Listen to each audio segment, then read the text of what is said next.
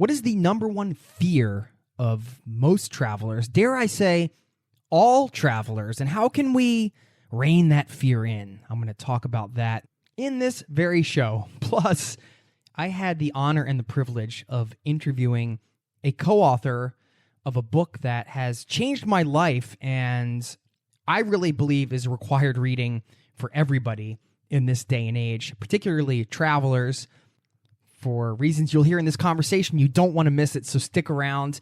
And I've got a shout out to one of you lovely souls in the Zero to Travel community, another travel junkie just like you from the caravan. We got all that and much more happening now. Yeah, right now. Let's do it. Thank you for being here and welcome to the Zero to Travel podcast, my friend.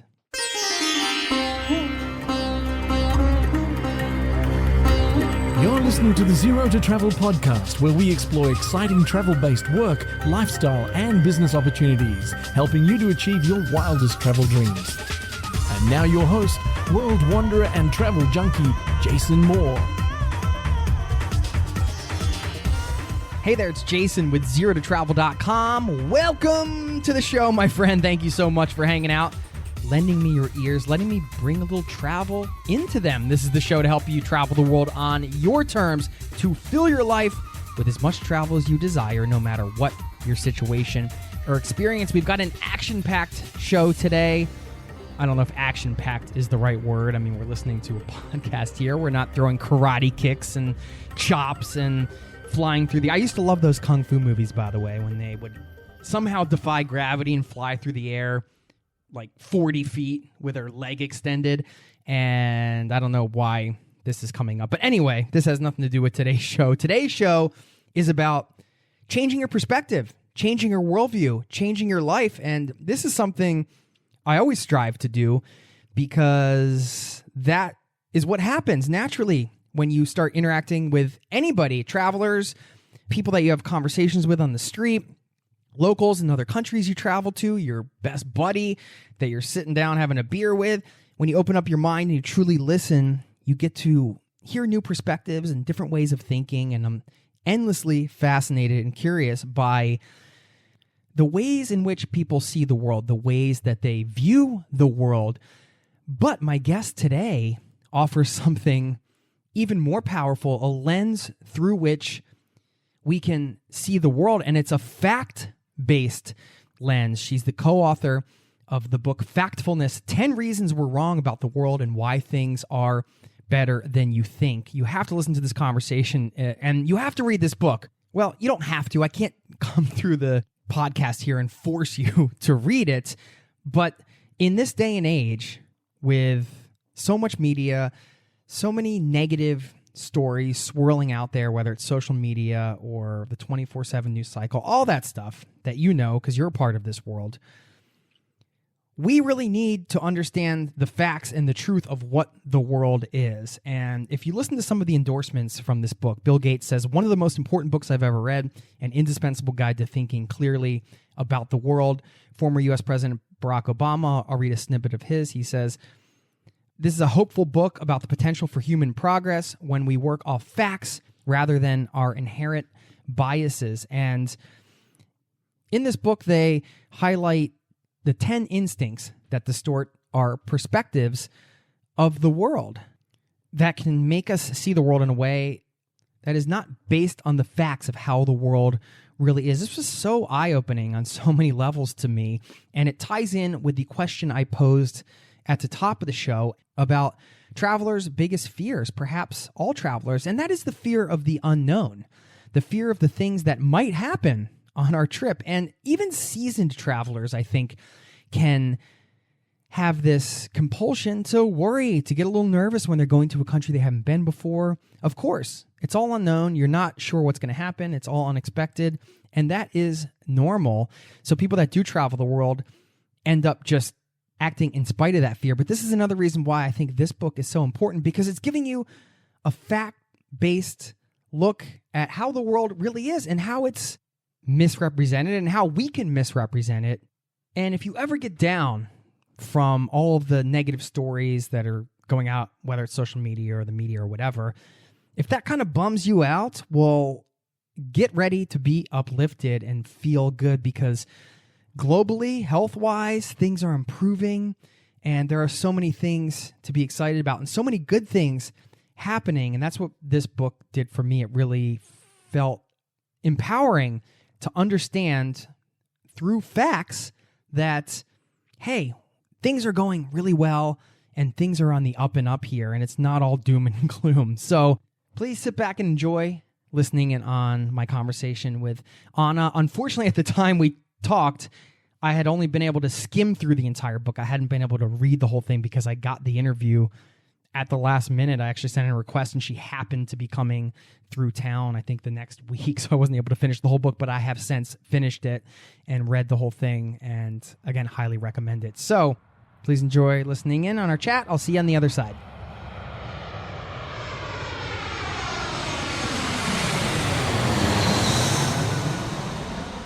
My guest today is the co-founder of gapminder.org. Their mission is to fight ignorance by providing a fact-based worldview for free. She's also the co-author of a New York Times best-selling book alongside her husband, Ulla, and late father-in-law, Hans. The book is currently changing my life for the better, and I'm so excited to talk to her because of that. It's called Factfulness, 10 Reasons We're Wrong About the World and Why Things Are Better Than You Think. Anna Rosling Rønnlund.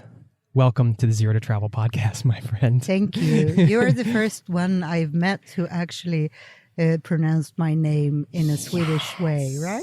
Yes. Well, wonderful.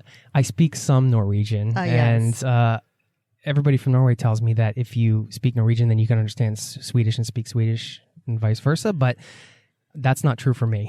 That's not true for me either. Really? Okay, good. That makes me feel better. You were telling me a story, because I know you're headed to the airport and you lost your wallet on the way here. Yes. That's not fun. No, it's not fun, but I mean, that's life. And I actually had my passport in another place. Right. And I have my boarding pass on my phone, which is fine. Right. I still have that one. And what the funny thing is that for the first time ever before traveling out, I thought, maybe it's stupid to have all the cards in the same spot.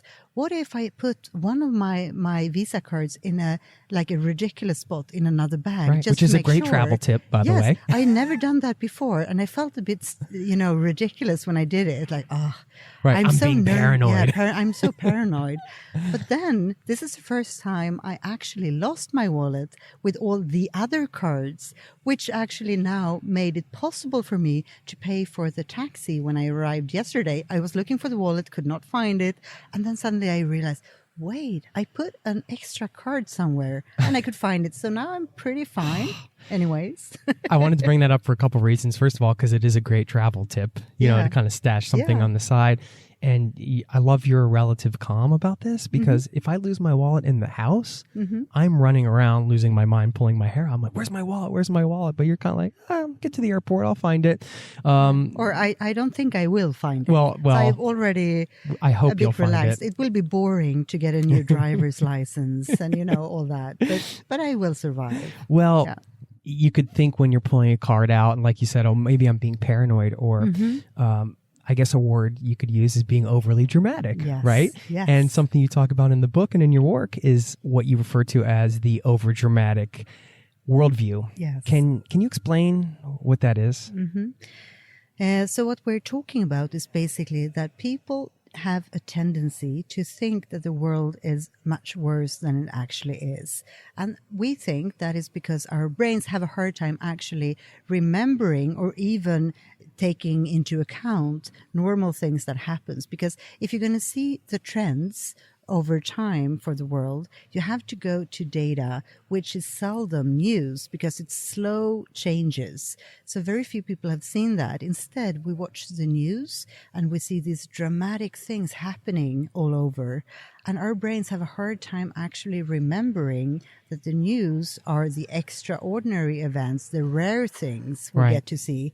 But our brains are just, filled with all these super exciting or super scary things, which makes our thinking overly dramatic. So when we are thinking about the world, we tend to be overly dramatic about it and overly negative.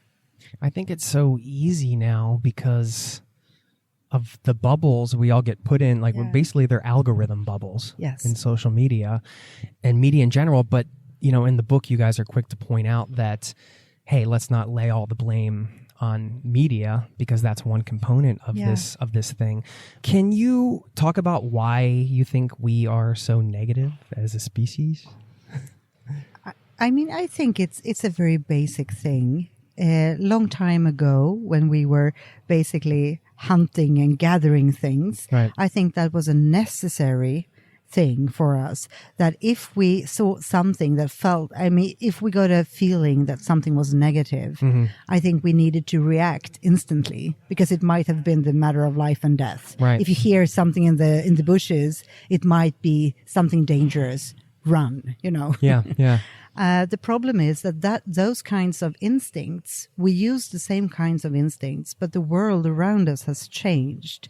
So now we're overwhelmed by information in all different shapes, and we're very many of us, highly, as a species, highly educated, and we're very smart and analytical, but we see so many different stuff coming over us. They are dramatic, and we tend to react on them the same way, which is not meaningful today. Most of the time. Sometimes it is, but most of the time it's not.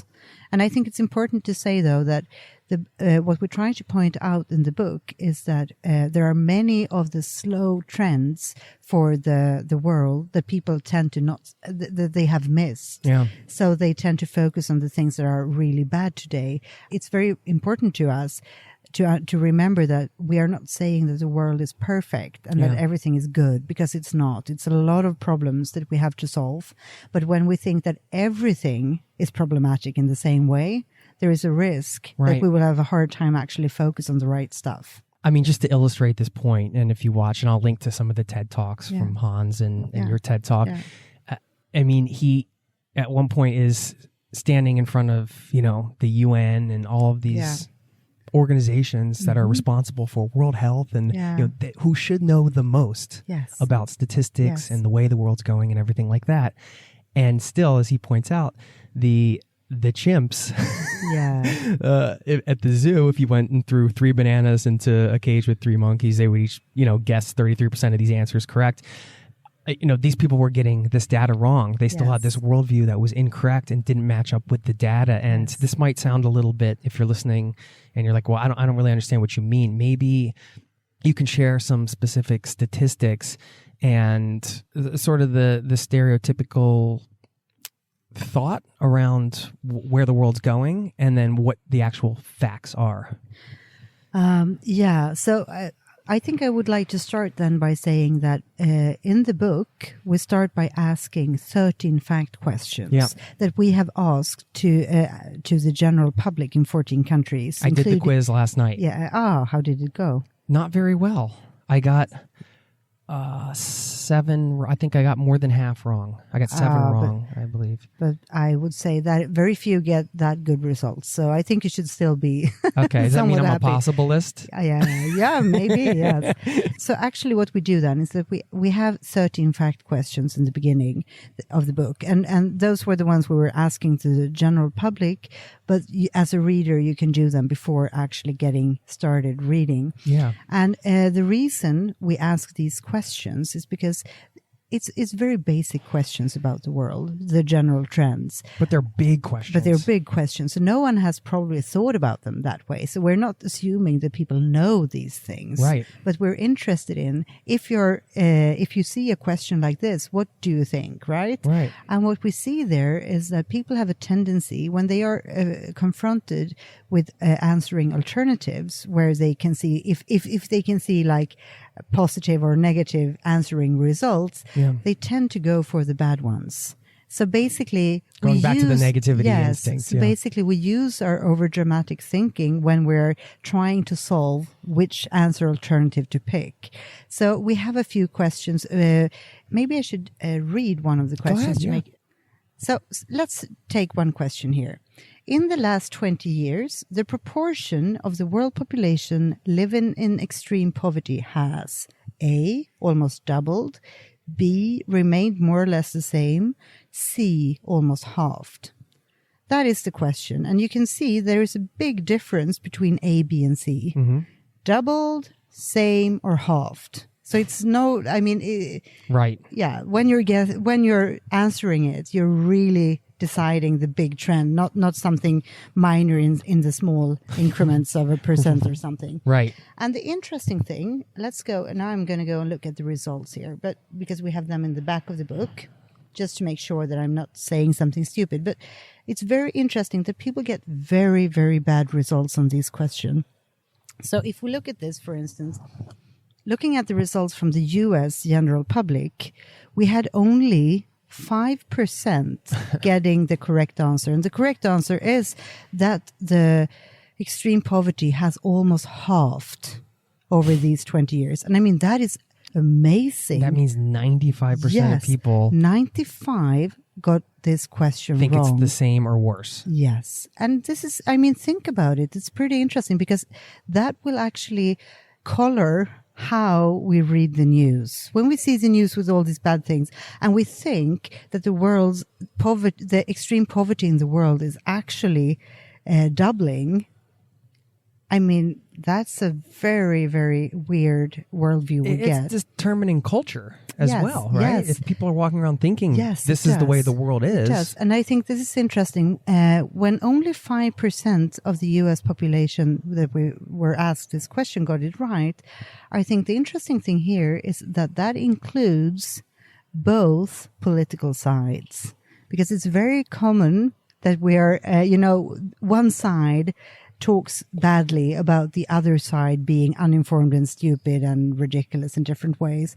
But this includes almost all voters of the US, right? Yeah. If you think about it that way. Yeah. Of course, we did not ask every single American. It's just like a subset, of course. Right. But it's I mean, representative it's of the representative, population. yes. Yeah. So it should be somewhat around these numbers. And we've actually tested these questions in many different audiences when we are lecturing to, and we get the same kind of result most of the time, actually, in most of the audiences. Wow. So I think it's in this range, at Right. least.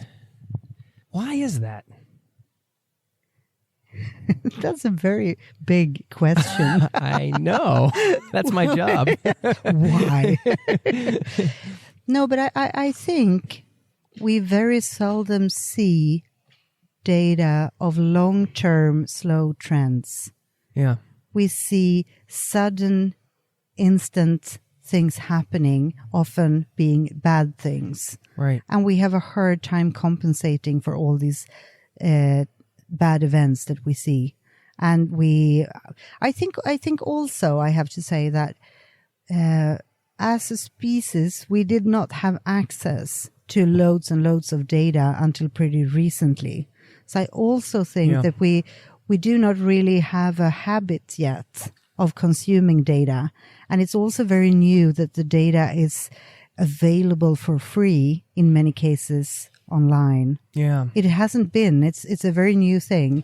So I think it will be a process where we learn how to deal with that information and how to read it and interpret it and understand what data to go for in a way that is meaningful. So I think we do have a lack of the basic knowledge. We lack the facts. Right. We were never taught the facts. Now we can get them ourselves if we want to, but we are not aware of how or where. And if we have tried 5 or 10 years back, it was a cumbersome and horrible experience trying to find data online. Yeah. Now it starts to become much better. But I think we are not there yet. You guys helped with that, right? Yeah, hopefully.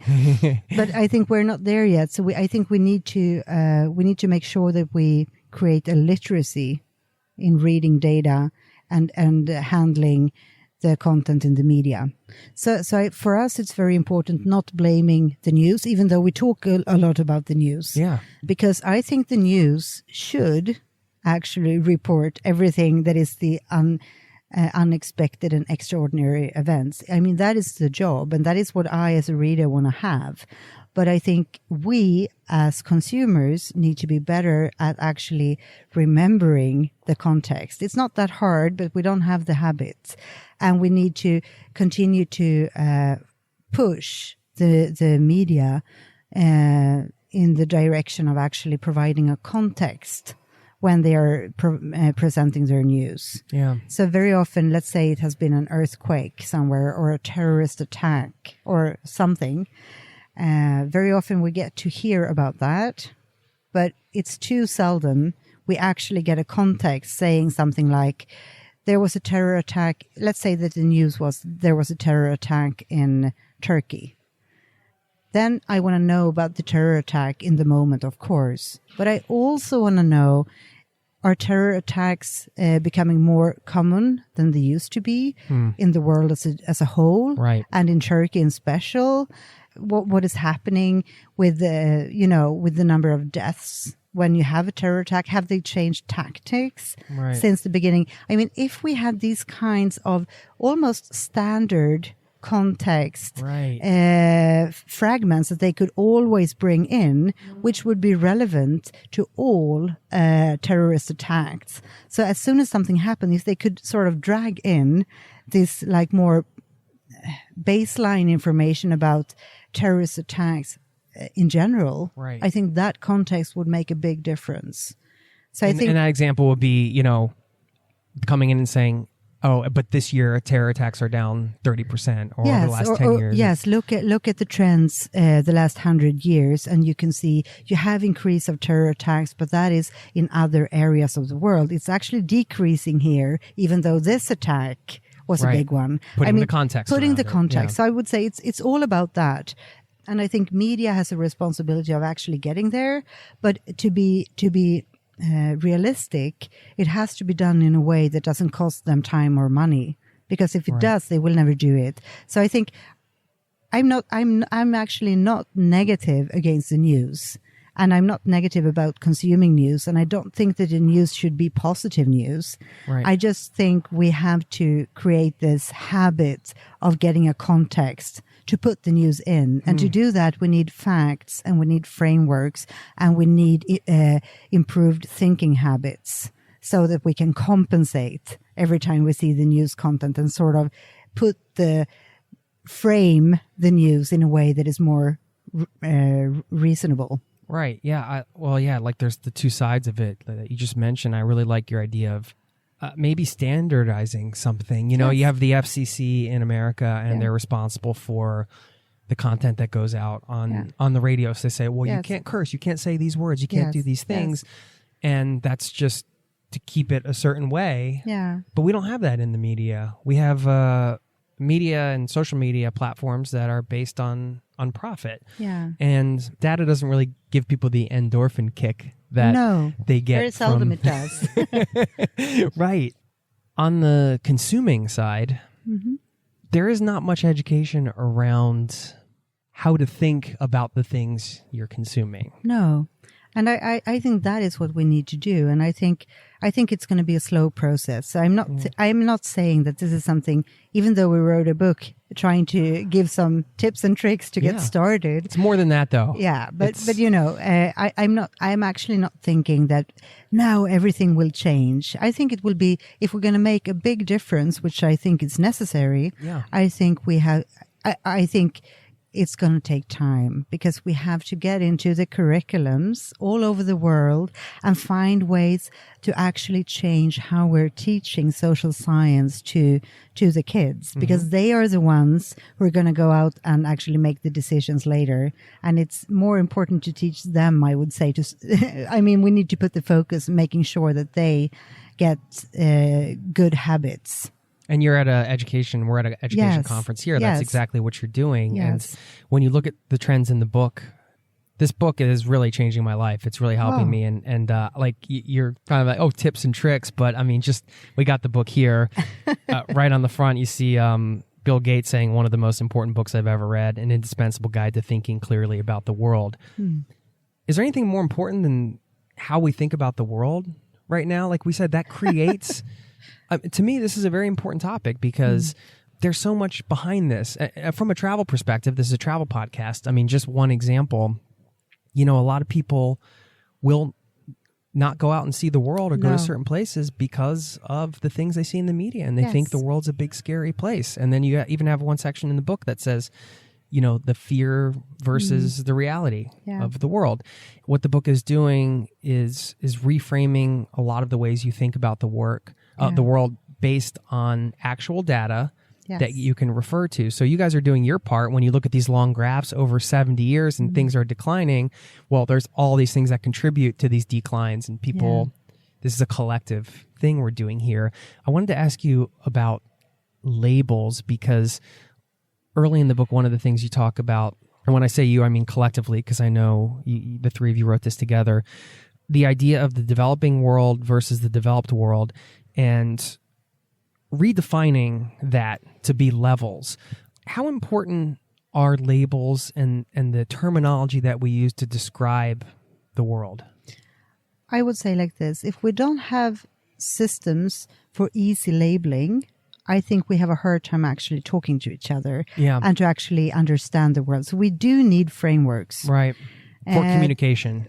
Yes, and to not only to communicate, but also to understand in our own brains what is going on. The thing is, we have to figure out labels that are more meaningful. They have to be as meaningful as possible, but still so easy so everyone can understand them. Right. And of course, that makes it give you a limitation. Yeah. And very often people in academia, they get very upset that we are making things so much simplified, because they say it's much more to it, right? You cannot, we mentioned in a sentence that soap has been very good for humans. And I got an email from someone saying, but there's so much to say about soap. Why do you only say this? I'm like, I mean, I agree. Read a book about soap. Yes, I agree. There is a lot to say about soap. Right. But I think the important thing is to figure out what is the minimum we need to say to get everyone on board, because we need to have a shared framework, shared labels to actually communicate. And the problem with labels is often that we invent them in a time like developed and developing. Those labels were really good in the beginning because they were describing the world as it looked. So they were pretty okay because it was a world with two groups of countries, basically. But the problem is when we continue to use those words and the world has changed, it will be problematic because the labels are very strong in actually shaping how we see the world. So we have to make sure that we have labels that represent what the world is like, right, decently, because otherwise, yes, exactly, because otherwise we will get stuck. Yeah. So the labels or the 4 levels we are talking about is basically dividing the world into 4 levels, four different groups rather than 2. I mean, it's still very rough, but I think if we do it more detailed, it will become too detailed and it will be hard to remember. Right. And then we lose people anyways. So we need to have some labeling, but we have to make sure that we have labeling that is somewhat reasonable. The levels you created are based on this graph and facts and data, so it's not just something you're not just saying, no. Hey, let's just reinvent. I would say it's pretty close to the 4 groups that the World Bank is using, but we have refined them a bit, made them even simpler, because we think it's easier to remember 4 levels than how they are naming them. And we have also changed a little bit the thresholds between the different groups to make it more obvious and so forth. So we have modified it a bit. How do you take such a massive amount of data and distill it down to something meaningful? And I'm asking this because maybe some insight into your process of what you all have done to, first of all, let's just talk about figuring out what 13 questions to ask and how to structure these graphs, and then how to visually represent it, and all these things that go into your work to give us a real picture of the world as it is today. That's not a small thing. These are big ideas, big thinking, with an objective to essentially obliterate ignorance. What a big idea. And you're tackling it in a way that's it's such a monumental task to take this amount of data and turn it into what you have to make a true representation of what the world is. And I'm just wondering what your process is for that, because this might help people when they're consuming or when they're taking in massive amounts of data, as we all are every day. Yeah. How do we like put that into our brains and put it in the right places? Yes. So shortly, I could say it's a painful and slow process. Isn't it always? So that I would say as a starting point. Yeah. And I think the reason we have been doing this is because we have a passion for actually it's a true passion trying to figure out how we can get the basics of the world understood by many. Yeah. I think that is the driver. Yeah. And a frustration has grown that has felt when we've been doing this. I mean, visualizing data in different ways. We have had the growing frustration that it feels like people are totally wrong in how they perceive the world.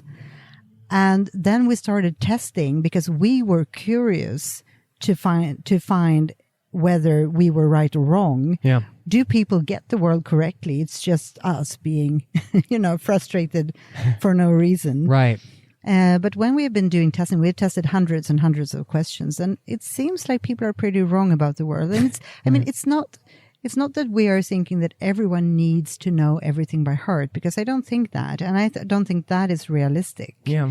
From that, we have distilled down what we think is the absolute core and the absolute basics that everyone should know, right, so that they can understand the world better without learning everything by heart and putting the news into a context. So I think we have been working differently than others because we haven't been driven by a certain career goal. If we would have, we would never have worked with this, because this is, on the surface of where is this going to go? Yes, exactly. Right? Exactly. So it's based on a passion of actually making this happen. And it wouldn't have been possible if not the big organizations producing data had been doing that so successfully, because the UN and the World Bank and all these other big players have actually pretty decent data. Their problem is usually that they have a problem to figure out what data needs to be communicated and how, because they are driven very often by a lot of different interests, and they are having these yearly reports where they have some key messages they have to get out. And the next year it will be another topic with other key messages. And I think most people will not have the time or the interest to read these reports, not even within most the organizations. Most people aren't like, I'm going to go look up some data on this. No, Yay. and not even within the organizations themselves. Right. So I think we tackle it from another perspective, where we say we want to make information that everyone can understand, and we think we should measure whether people do know the things on beforehand. And I think it's important that Gapminder, we are a small nonprofit, and we do not have any political or religious goals with this. We are driven by the idea that probably it's a better thing if people have some basic knowledge about the world before making decisions or before creating their ideology. It's probably a good thing, right? Yes, absolutely. So that's enough for us. We are not aiming for making highly specialized, super advanced data information understandable. We just want to make the core somewhat easier to understand, because I think that will make a big difference. Yeah, absolutely. Also giving people, like you do in the book, ideas on how to think about it's not just the data, but then how to actually handle the daily onslaught of media, for example. Yes. And I think that is important about the book, that the book is more of a handbook, and we have reduced all academic lingo, and we have sort of phrase. Not only have we created our own frameworks that we think are the ones you should actually use, because we think they are the most meaningful and most easy to understand, right? Yeah, right. But we have also gone into the cognitive science, right? Yeah. But we haven't really we don't mention a cognitive bias anywhere in the book. We skip that because we think that most people are not interested in cognitive biases per se. and they don't need to learn them. And there are so many. So instead we have created these dramatic instincts that we think they are like some kind of a combination of different biases. Right. But we try to get it into something that is consumable and understandable and meaningful for someone who is neither a global health expert or a cognitive scientist. Yeah. Which is what makes it so practical for somebody like me. And me. I know we're running out of time here because you have to get to the airport and find your wallet, which you're going to. Yeah. Just talk about Dollar Street, because this is a component of your website, and I want people to go check this out so they can see what this is all about. And I was showing my wife it last night, and pretty powerful stuff. You want to just share what that is, and we'll include a link here in the show. Dollar Street is another. It's a website where you can go and visit homes from all over the world and see everyday life. So it's based on the idea. It's like a mental model almost. Yeah. So imagine that all people of the world were living on a street, where you have the poorest people to the left and the richest to the right, and everyone else lives somewhere in between. That would mean that you would live on the street in a block where your neighbors wouldn't be people from your own country necessarily, but people on the same income level. So then we go in and see what everyday functions look like across different cultures, countries, and so forth, to see both similarities people have on the same income level, because there are very many similarities with people in other places on your income level, you will see, and seeing differences within countries. So that, of course, just being in US, for instance, doesn't mean that your life will be exactly like everyone else in the US, because it will depend on where you are on the income scale in the US. Sure. So it's to understand your own position in the world. It's pretty meaningful to see how others are living. Yeah. So what we do is that so far we have been to more than 300 homes in more than 50 countries. And we systematically look at the same functions in each and every home. And we look at toilets, beds, stoves, toothbrushes, and a lot of different things. Basically, all those functions that everyone are using everywhere. I mean, everyone brushes their teeth and go to the toilet and cook in some way or another. And then we make a visual comparison for that. So what we have done so far is that we've sent out professional photographers to do home documentations. But now we're starting to add volunteer homes. So we would like, our dream scenario is to get at least 10 homes per country on different income levels. So you could see the differences within each country. Right. And you could also see where these homes are comparable to other homes on the same income level globally. Is there anything you want to share if somebody's listening to this and they can help out or be a part of it? How does that work? So we would truly love to get more homes on Dollar Street. Okay. So if you feel that you're basically, you can do it at home or at a friend's place, or you can do it while traveling. Mm-hmm. I mean, there are many different options, but what you need is basically a camera or a smartphone would actually do pretty often as well. Mm-hmm. And we do have a list of things you need to capture in each home. So go to either the dollarstreet.org website, and in the upper right corner, there is a menu. Yeah. Open that one, and under the About, you will find the resources you need, a folder where you can actually download and start documenting, actually. Okay. Or you can send me an email if you want to info@gapminder.org if you want to talk further about what this is and what you can do. Okay. We also need help with translating and a lot of different stuff. So being a small nonprofit, we're hoping that we can get more people involved and volunteer.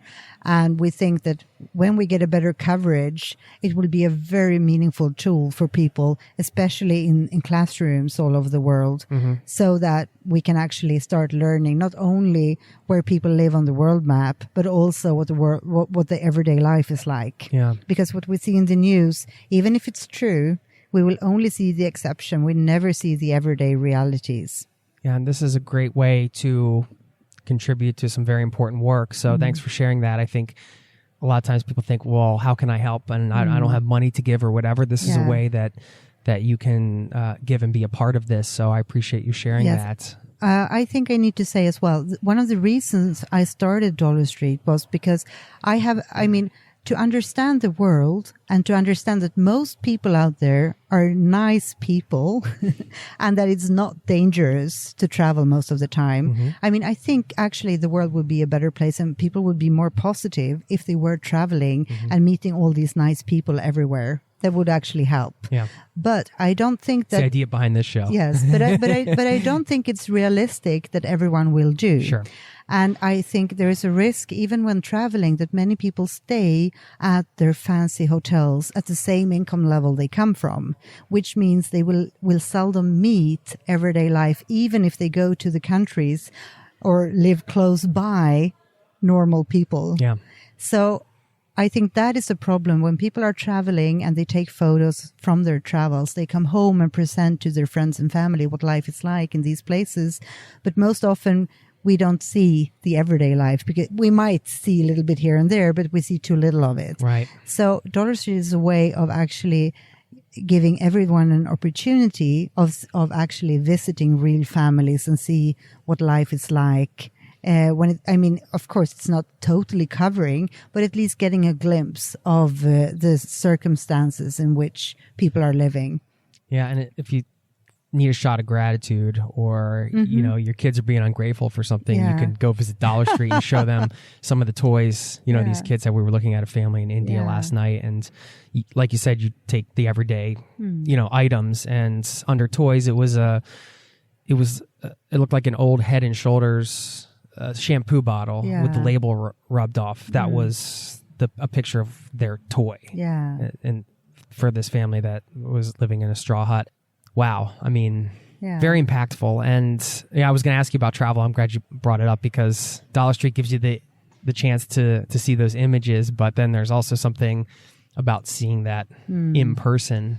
Yes, definitely. Yeah. How has that been for you? Have you traveled to some of these places? And yes. To be really honest, the first idea of Dollar Street came pretty long time ago. I was studying to become a photographer myself. Oh, okay. And we had been started working doing data visualizations for the Gapminder. Mm-hmm. Or we were not even founded back then. So we didn't even know that this was going to be our work life. But we had started doing the graphs and so forth. And then I started thinking that because I grew up in a family that did not travel because we didn't have that money. So I remember my classmates traveling and I did not. And I was frustrated because I was always interested in society. And when they came home from their travels, I had the feeling that what they are talking about might not be typical or representative. And I was, at that early age, you started questioning. Yes, I was. I tried to grab for something, I guess, because I was probably just jealous, But then studying photography and starting doing the graphs, I started realizing that there were so many things in the data we were going through that I had a hard time understanding. When it said, for instance, like in the poorest quintile, basically the 20% poorest in this country, only this many people have an improved pit latrine. Yeah. But what is an improved pit latrine? And I started Googling, and when I did that, I get either I get nothing or I get these extremely technical descriptions about different kinds of ventilations, which I don't need. So I started thinking, what if we could just take photos to make it easier to understand somewhat what it can look like, roughly. Right. Because I don't need the technical description. I just need to get an idea roughly what it's like. So I wanted to integrate the photos pretty early on in the project. And when I started defining doing home documentations, because I started doing that pretty early, I truly thought that I would be the one traveling the world and doing all of them. Right. And that was your big photo. My photo, my project. dream goal. Yeah, So I thought this is going to be what I'm doing. Unfortunately, our charts became so popular. So we basically focused so much on that. And that was pretty exciting, but it took away the time from continuing with the photo project. So it was not a thought to stop doing the photos. It's just slipped, because we were doing other stuff. But you're able to crowdsource them. Yes, but then we got 3 kids. We were at Google. We were doing bubbles all the time, and I started to get the frustration, realizing that unless I basically stop doing the charting, the visualizations, these photo project will never happen. Oh yeah. So I basically did that and applied for from a starting grant so we could actually go out and develop the baseline we have today. Okay. And we actually opened it to the public long before I imagine it's ready. So I mean, we actually share with the world a basic version, but we still intend to add a lot of more stuff to it. And we're dreaming about having all these homes. And what we're also doing, we not only want to have homes, we want to have separate streets for health clinics and for classrooms. Okay, And we already started collecting both classrooms and health clinics. And we would like soccer fields. And we would like to have all these different kinds of streets because it's more a mental model how we sort from poor to rich, and without really caring about the country per se, but looking at the difference over the income scale. And I think that is something we want to continue. So we're going to do this. I cannot imagine that we will stop. We will just have to figure out how to fund it, because it's not totally free to to develop, because we need software developers and we need defined stuff and so forth. But if we can get help from volunteers to actually fill it with content, I think it can be pretty meaningful, pretty fast. Absolutely. And you heard how you can help. And no, I appreciate you sharing all that. The images are so powerful, and it's just another example of taking what might be a worldview and just, hey, it's like you can't deny an image. I mean, you can see it all right there. It's definitely something you should check out if you haven't seen it. And again, we'll link to that.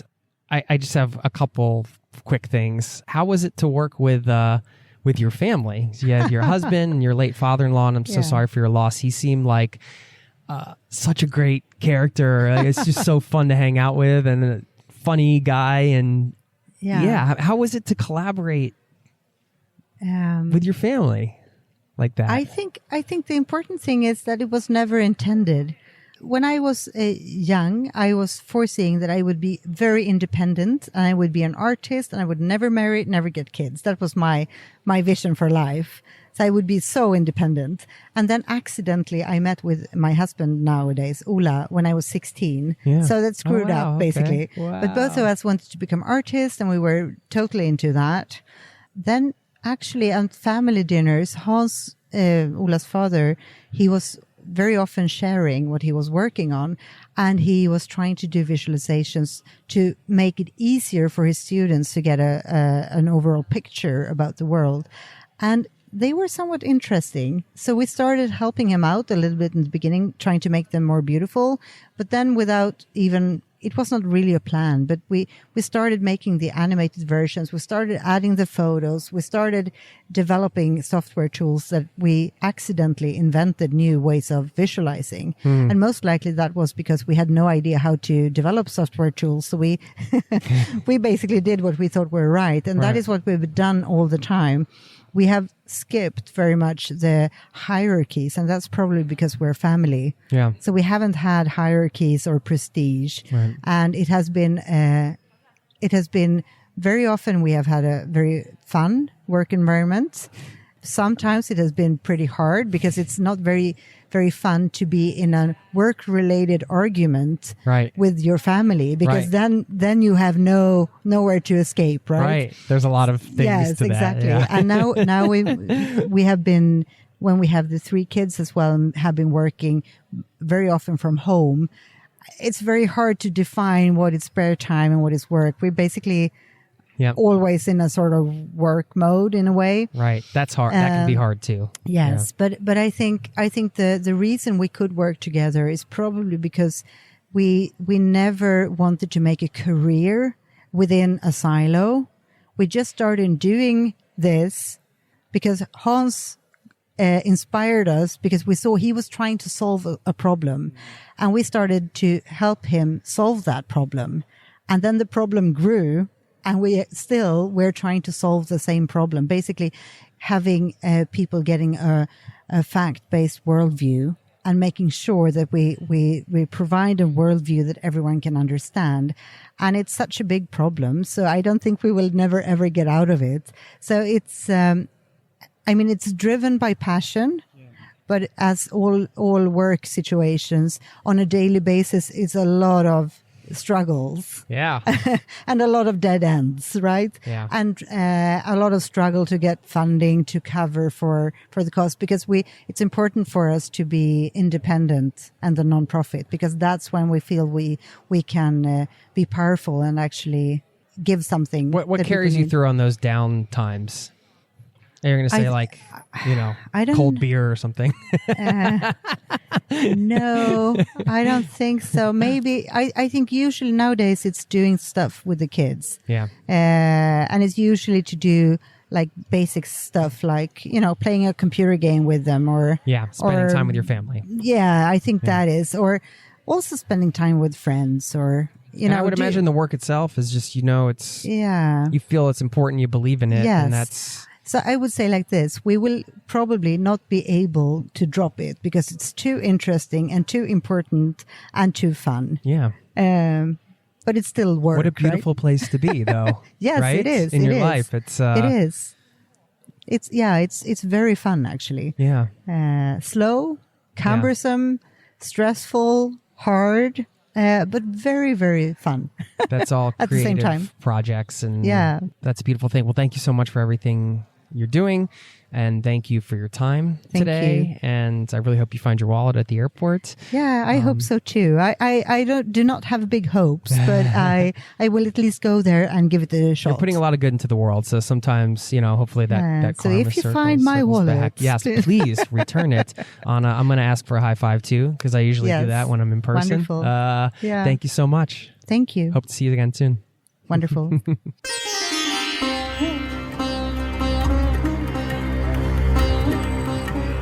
There you have it. Thank you so much to Anna for taking the time to talk with me, and her work, all the work she's doing to really help people better understand how the world is. It's just such a unique nonprofit they're running and all of the projects around it. It was truly an honor to meet her, and I hope we can cross paths again. I hope you enjoyed listening in on our conversation as well. I'm going to have to leave you with a quote from the book, of course, which you should get, Factfulness. And a quick reminder, if you liked this episode and you want to dig in to other episodes in the archives, we have hundreds of them, and you can access them plus exclusive bonus content and more over at zerototravel.com/premium. When you sign up over there, you'll get access to a private Zero to Travel podcast feed with my How to Quit Your Job and Travel the World audio series, exclusive content, all of the archives, and more. You sign up for just $1. You can try it out. If you don't like it, I'll give you your $1 back. But if you do, I hope you stick around, because there's a ton of value in that private podcast feed and community. zerototravel.com/premium. If you like the show, I know you're going to love this. And this is also a way to help keep the lights on over at the Zero to Travel podcast. I thank you so much for your support. If that's something you've been putting off, you've been thinking about doing it for a while, sign up today. zerototravel.com/premium. Details in the show notes, so check it out. Thanks for listening. I'm going to leave you with this quote from Factfulness.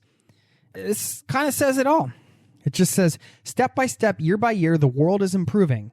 Not on every single measure, every single year, but as a rule. Though the world faces huge challenges, we have made tremendous progress. This is the fact-based worldview. Get the facts. Get the facts. The world is going in the right direction. We're all doing great. Things are improving. Don't be bummed out. Get fired up for this new year. Thank you for being a part of this community. Check in sometime if you haven't taken time to do that. Jason@zerototravel.com is my email. I'd love to hear from you. Oh, yeah. I can't forget the shout out. What am I doing? I can't leave you with a quote without giving a shout out. Oh, my gosh. That would have been a travesty. My man, Matt. He said, Jason, I sent you an email, probably a year ago now, thanking you for all the travel inspiration that I was hoping to quit my job and travel for 6 months or so. Well, July 3rd, I took off and ended my journey December 9th. I hit up 17 countries and saw so many things I dreamed of. I truly want to express my appreciation for your podcast, as it really helped with my knowledge and confidence. And he just goes on to say more nice things and also attached a photo of himself grabbing some amazing food in Vietnam. I just love getting these emails. Thank you, Matt, because getting these types of emails is the thing that keeps me going. And knowing that the podcast helped in some way, helped you travel, that's my whole mission, to help people travel the world on their terms, because I truly believe travel makes the world a better place. And I'm so glad that you took the time to write, to send me a picture. If you haven't written, get in touch. Let me know how the show's helped. Let me know if you have any tips or advice you want to share with other people, whatever. This is a community-powered show. This is your show, and I'm honored to host it and facilitate these conversations so we can all share and help each other out. So thank you so very much for listening today. Smile, have a wonderful day, and I will see you next time. Cheers. This podcast has been brought to you by zerototravel.com. Ideas and advice to make your travel dreams a reality.